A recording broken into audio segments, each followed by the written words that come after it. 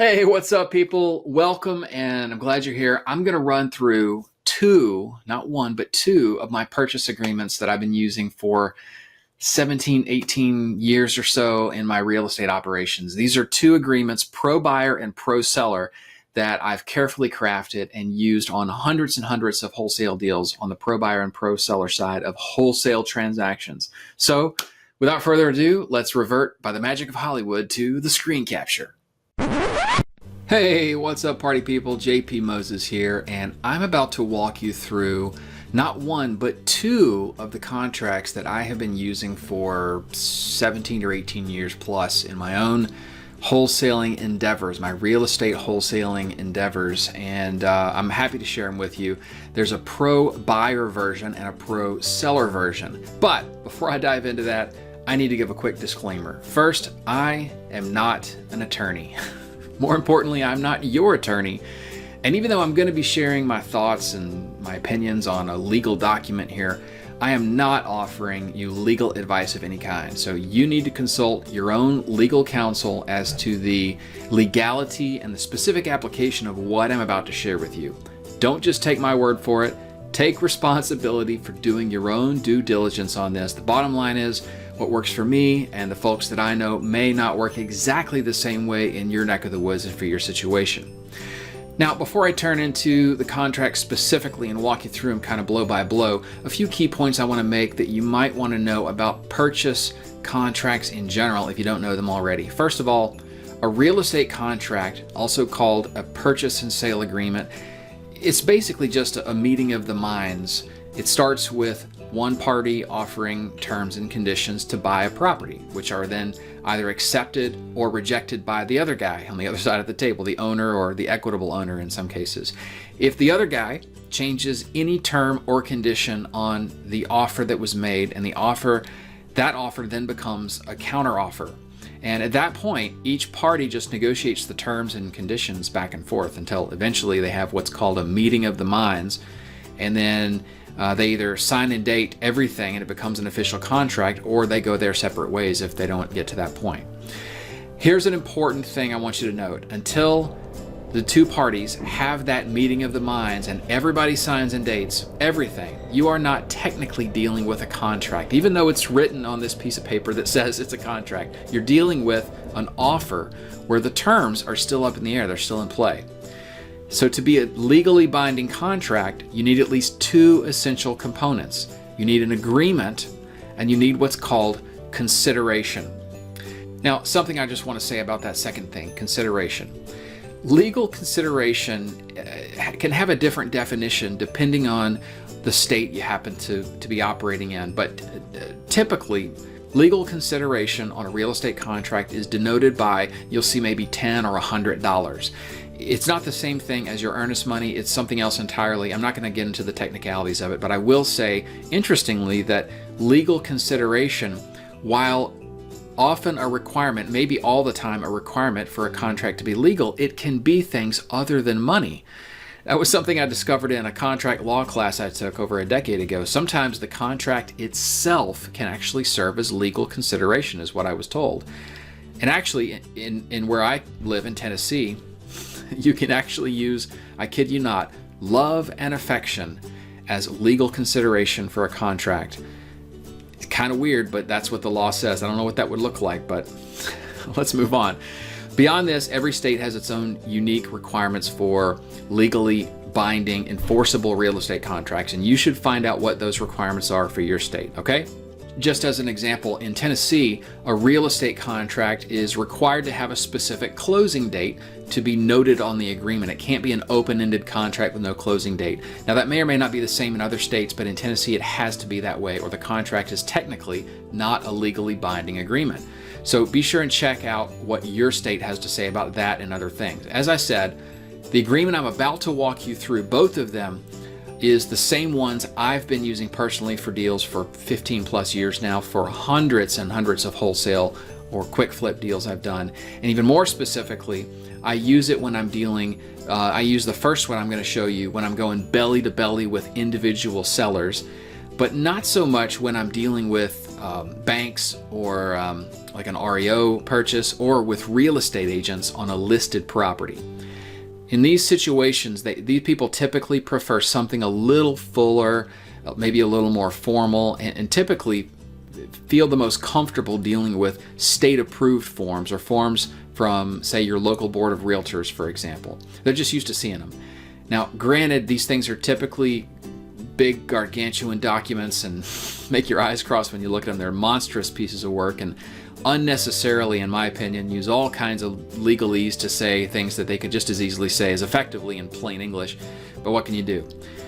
Well, I'll tell you what you can do. You can get comfortable with the idea of using those monstrous documents from time to time, and better yet, I think it's worth emphasizing that you should consider taking a contract law class at your local board of realtors. I used to be licensed, I'm not anymore, and that was one of the most interesting and digestible classes I took. Typically, it's going to cost you, not a whole lot, and contrary to what many people believe, you don't have to be a realtor to take those classes. Yes, it'll probably be a little boring. It'll be a couple hours where, you might have to put toothpicks in your eyelids to keep yourself awake. But if you do, you're going to learn a lot about contract law and the nuances of it in your own local opportunity market, and it can be a really valuable source of information for you if you just keep that in mind. Having said that, you'll notice that the contract I'm about to take you through is extremely simple. It's the complete opposite side of that coin. It's just about as plain English and non-threatening and easy to understand as it can be, which is exactly why I like to use it, in particular for what I call mom and pop sellers. So without further ado, and that was a lot of ado, I guess, but let's dive into it together. So right at the top, it says, this agreement is made, this, insert whatever the date of the contract is here, by and between blank, hereinafter called seller, and blank, and or signs, hereinafter called buyer. So this is my pro buyer version of this simple contract. So your name would go in this blank, and of course the person you're buying it from, the seller's name, would go in here. Quick side note, and or assigns is not actually required in order for a contract to be assignable. Little Snapple fun fact I learned. You don't have to have those words in order for a contract to be assignable. It's automatically assignable unless the contract itself clearly states otherwise. So moving on, description of the premises, you would put the property address in this blank, and then description written as follows. I just typically write C deed for legal description, and that tends to be sufficient. No one has ever had a problem with it. I see no reason to write a big long legal description. This little paragraph, description is including blah, blah, blah, blah. This paragraph basically says that anything that's attached to the property, they're going to be leaving with the property. And I just have a quick conversation when I'm explaining it to the seller and ask them, if that's the case, or if there's, some great Aunt Martha's chandelier that they really need to take with them that's a family heirloom or something like that. And then we just amend the contract to state that if that's the case. Down to purchase price, the seller agrees to convey the property to the buyer for the sum of blank, whatever you're going to be buying this property for, with earnest money in the amount of $10.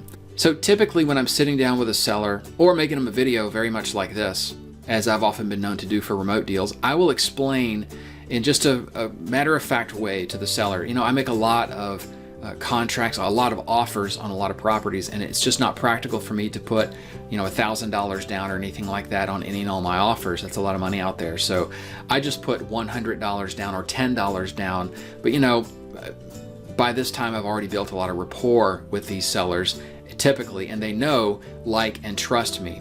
So they've never had a problem with it. So down into the terms, this is where you're going to break out who pays what, and you can break that out however you want, really. But you might notice in this template I'm handing you, we used the strike through function in Microsoft Word to strike through this first section or this first paragraph rather, of section 1. Let's read that. Buyer and seller to equally split all closing costs, inclusive of attorney's fees, title fees, and other miscellaneous costs, but not including any loan-related costs that may be associated with buyer's financing. And then any taxes owed will be prorated before closing. So why is this scratched out? Well, I want this to be, every time I make an offer on any property with a motivated seller, I want to make sure they understand that that statement, while it seems very fair, is not part of the equation. I, the buyer, am going to pay all the closing costs. And so that's even why it's in red. I want to let the seller feel like I'm the easy button in this transaction, and I have their best interests at heart in addition to my own. And I want to be real clear about the fact that this purchase price is what they're going to be walking away with. So I just build it into my own numbers on the deal, and whatever the closing costs are, I make sure that my offer is low enough that I can pay for those no problem for my buyer and not being a problem.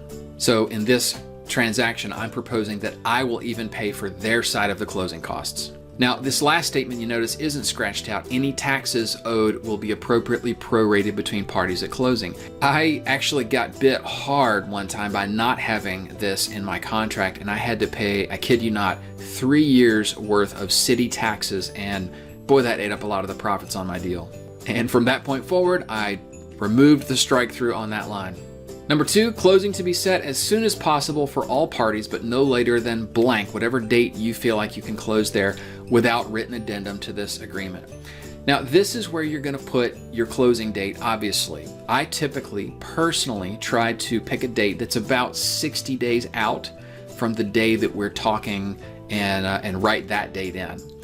You know, we can close sooner, and I'm sure going to try to, I say, but I want to give us, this is my conversation with the seller, but I want to give us a flexibility. I want to give us some flexibility and margin if we can have it, so that we don't have to rewrite this thing if something happens and we end up getting delayed for closing. So I'm just going to try and close it before 60 days, and I probably will, but let's go ahead and write 60 days in there, and the seller typically never has a problem with it when I explain it that way. Number 3, property sold as is with no warranties implied or stated from seller. This makes the seller feel pretty good, right? I tell them, you know, I'm taking this house as is. I'm happy to do that. I've done my due diligence, and I'll take it with all of its ups and downs.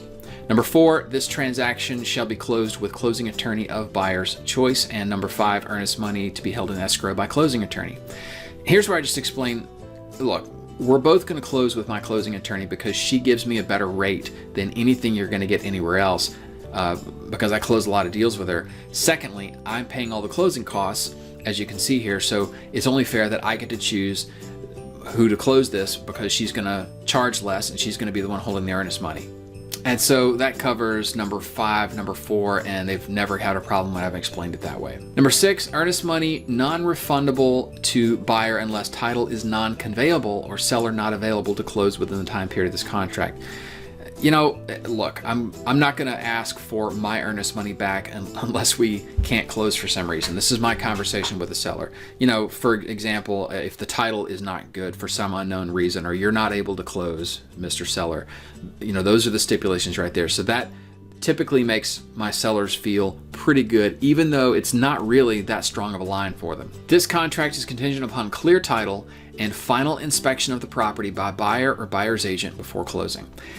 I've never had a seller who's had a problem understanding why I need clear title and a final inspection of the property before closing. And I tell them the reason I need this is because, you know, what if a vandal breaks in the day before closing and just trashes the place, or, you know, one of the rooms catches on fire, maybe an electrical fire. I need to be able to renegotiate if that happens. That changes my numbers at that point. So this statement is in here for my protection. I get to walk through the day of closing, even up to the day of closing. The contract is contingent upon making sure that everything is at that point as it is today.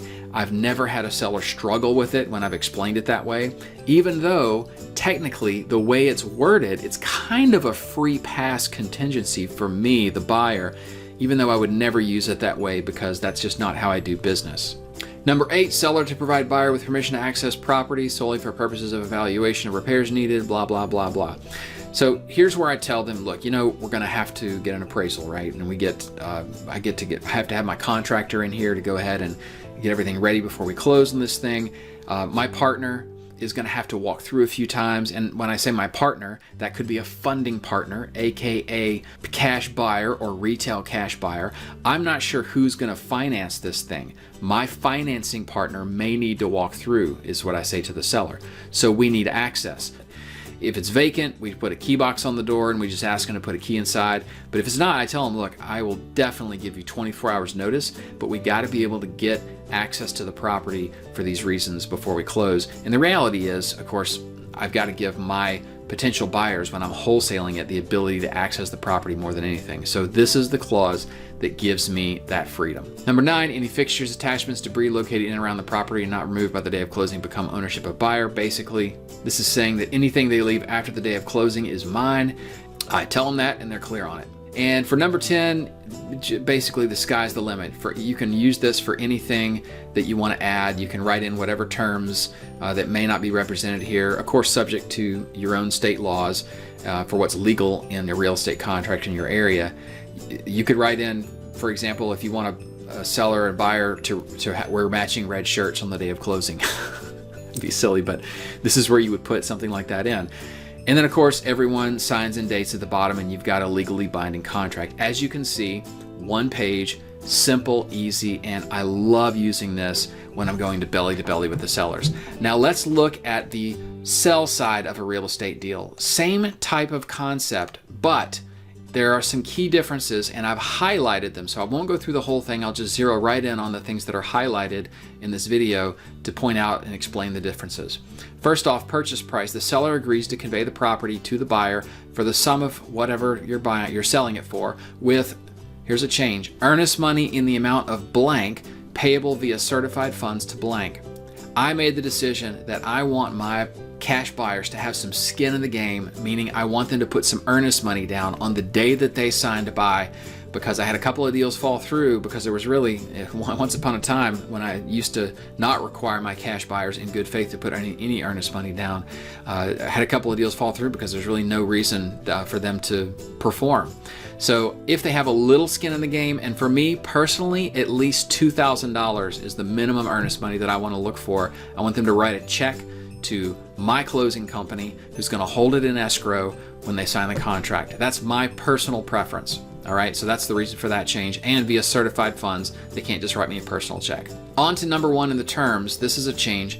Buyer and seller to equally split all closing costs. This is basically the same paragraph that's in the pro buyer contract, but it's not scratched out. So we're splitting the closing costs on the B to C side of this wholesale deal, and they're going to pay their side, I'm going to pay my side. Now, to a point that Justin Wilmot recently made in another video, if my cash buyer objects to anything, if they say, I don't want to pay for this cost or that cost, I don't fight over those nickels either. Justin doesn't fight over those nickels. We say, okay, and we pay whatever costs they want us to pay, because it's the long game win that we're looking for, the long-term relationship with a cash buyer. Another little change in this contract is number 4, earnest money to be held in escrow by seller's closing attorney. I need to specify that because often when I close with some sophisticated cash buyers, they've got their own relationship with their own title company that's different from mine, and I still want my side of the transaction to be closed in my title company. And that actually can happen. You can close one real estate deal at 2 separate title companies.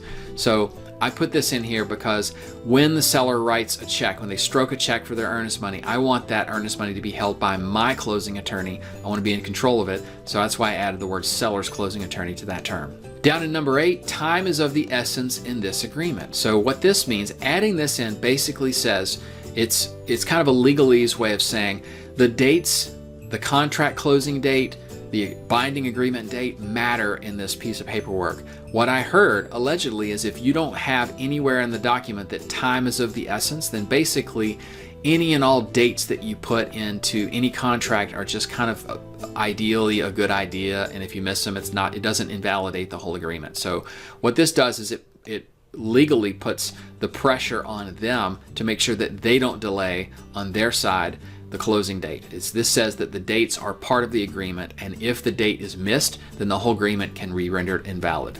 I felt like that was a safety that I wanted to put into my contracts for a couple of reasons a few years ago. And last but not least, this was not in the pro buyer contract. This agreement may be executed by digital signatures. This agreement will become effective as of the date of the last signature. Basically, once we started moving into everything being handled especially with our sellers, not at a kitchen table or not at a coffee shop, but through DocuSign or some service similar to that, we wanted to make sure that our title company early on made sure that they understood that that was a legally binding agreement. So we inserted this as a term into our contract at that time. Take it for what it's worth. So there you go, pro buyer and pro seller contracts. Simple, easy peasy, straightforward. Use them, but first, back to my disclaimer, do your own due diligence, run it by someone, a professional on your side, maybe a closing attorney, and say, hey, is there anything in either of these agreements that is illegal in our state that I need to change? But whatever you do, I say make sure you keep it in plain English and stupid simple like this. All right, thanks guys, hope it helps. JP out.